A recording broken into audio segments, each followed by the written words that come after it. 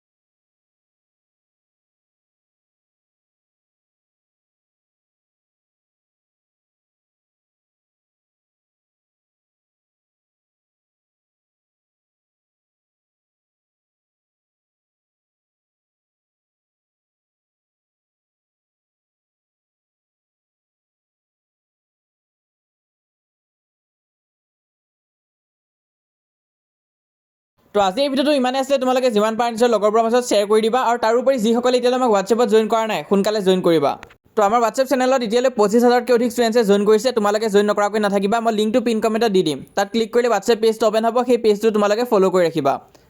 তো once again all the best তোমালোকে exam ভালকৈ দিবা আৰু আমাৰ এই চেনেলটো তোমালোকে ছাবস্ক্ৰাইব কৰি ৰাখিবা মই যিমান পাৰোঁ তোমালোকক সহায় কৰি যাম।